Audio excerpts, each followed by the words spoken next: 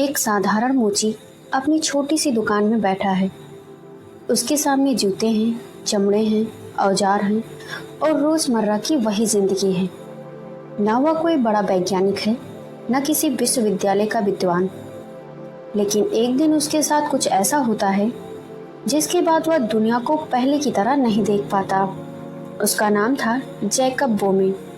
Jacob बोमे का जन्म 1575 में जर्मनी के एक छोटे से गांव में हुआ था। उनका परिवार साधारण था और उन्हें बहुत ज़्यादा औपचारिक शिक्षा नहीं मिली। उन्होंने कम उम्र में मोची का काम सीख लिया और आगे चलकर अपनी छोटी सी दुकान चलाने लगे। बाहर से उनकी ज़िंदगी बिल्कुल सामान्य दिखाई देती थी, लेकिन उनके भीतर हमेशा एक बेचैनी थी। वह सिर्फ यह नहीं देखना चाहते थे कि दुनिया कैसी है, वह यह समझना चाहते थे कि दुनिया ऐसी है ही क्यों। प्रकृति में इतनी चीज़ें एक दूसरे से जुड़ी हुई क्यों हैं, अच्छाई और बुराई दोनों क्यों मौजूद हैं, इंसान के भीतर इतनी उलझन क्यों है, और अगर दुनिया के पीछे कोई गहरा सत्य है तो उसे समझा कैसे जाए। यही सवाल धीरे धीरे उनके भीतर बढ़ते गए। फिर उनकी ज़िंदगी में वह घटना आई जिसके बारे में बाद में बहुत चर्चा हुई। कहा जाता है कि एक दिन जब वो अपनी दुकान में थे, उनकी नज़र एक चमकते हुए बर्तन पर पड़ी। उसकी चमक और उसमें पड़ती रोशनी ने उन्हें इतना प्रभावित किया कि वह कुछ देर के लिए जैसे उसी दृश्य में खो गए। ये अनुभव उनके लिए साधारण नहीं था। उन्होंने ऐसा महसूस हुआ जैसे प्रकृति की किसी गहरी सच्चाई की झलक उन्हें मिली हो। लेकिन यहाँ एक बात समझना जरूरी है। बोमे ने बाद में अपने अनुभवों को जिस तरह लिखा, उनमें आध्यात्मिक भाषा बहुत गहरी और प्रतीकात्मक थी। इसलिए इस घटना को किसी वैज्ञानिक प्रमाण की तरह नहीं, बल्कि उनके अपने अनुभव और उनकी व्याख्या के रूप में समझना बेहतर है। उस अनुभव के बाद उनका सवाल और गहरा हो गया। अगर एक साधारण सी चीज़ में इतनी गहराई दिखाई दे सकती है, तो क्या पूरी दुनिया के पीछे भी कोई ऐसी व्यवस्था है जिसे हम सामान्य आंखों से नहीं देख पाते। यहीं से जैकब बोमे की सोच ने एक अलग रास्ता पकड़ लिया। उन्होंने प्रकृति को केवल बाहरी चीज़ों का संग्रह नहीं माना। उनके लिए प्रकृति के पीछे एक गहरा आध्यात्मिक अर्थ था। लेकिन बोमे की सबसे दिलचस्प बात यह थी कि उन्होंने सिर्फ अच्छाई की बात नहीं की, उन्होंने एक कठिन सवाल पूछा। अगर ईश्वर अच्छा है तो दुनिया में बुराई क्यों है? अगर हर चीज़ प्रकाश है तो अंधेरा कहाँ से आता है? अगर इंसान के अंदर प्रेम है तो उसी इंसान के अंदर क्रोध और हिंसा क्यों है? बोमे ने इन विरोधी चीज़ों को समझने की कोशिश की। उनके विचार में एक दूसरे से पूरी तरह अलग चीज़ें नहीं थी। प्रकाश को समझने के लिए अंधेरे का अनुभव भी होता है। शांति की कीमत तब समझ आती है जब इंसान अशांति को जानता है, और इंसान के भीतर भी अलग अलग शक्तियाँ एक साथ मौजूद हो सकती हैं। यही कारण है कि बोमे की सोच सिर्फ धार्मिक उपदेश जैसी नहीं थी, वह इंसान के भीतर चल रही लड़ाई को समझने की कोशिश कर रहे थे। एक इंसान बाहर से शांत हो सकता है, लेकिन उसके अंदर विचारों का तूफान चल सकता है। कोई व्यक्ति अच्छा बनना चाहता है, लेकिन उसी के भीतर गुस्सा भी मौजूद हो सकता है। कोई स्वतंत्र होना चाहता है, लेकिन अपनी ही इच्छाओं और डर का गुलाम बना रह सकता है।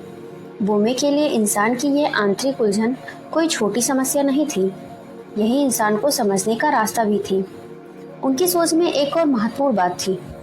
अंदर की दुनिया को समझे बिना बाहर की दुनिया को पूरी तरह समझना मुश्किल है। आज हम किस चीज़ को समझने के लिए उसके बाहर देखते हैं?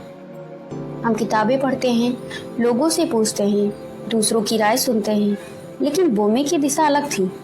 वह इंसान को अपने भीतर देखने की तरफ ले जाते थे। तुम्हारे अंदर क्या चल रहा है?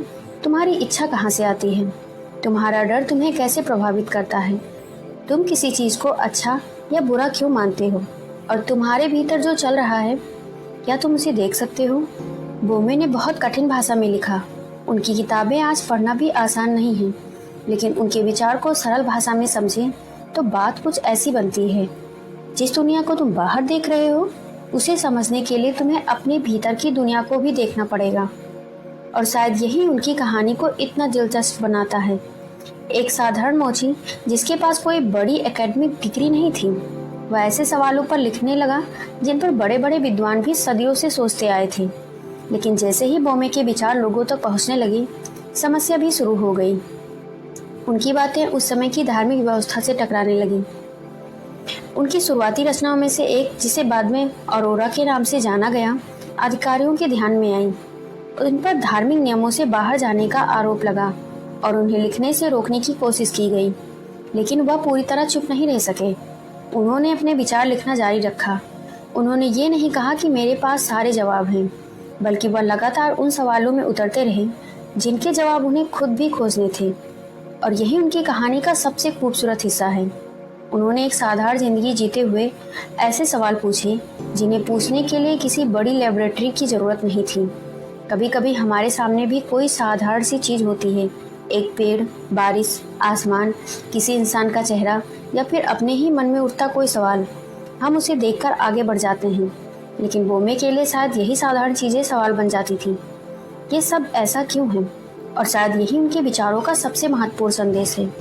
हर चीज को सिर्फ उसकी बाहरी शक्ल से मत देखो, अपने अनुभव के पीछे भी देखो, अपने भीतर के विरोधों को देखो, अपने डर को देखो, अपनी इच्छाओं को देखो, और उन सवालों से भागो मत जिनका जवाब तुरंत नहीं मिलता, क्योंकि कई बार सवाल का महत्व उसके जवाब से भी ज्यादा होता है।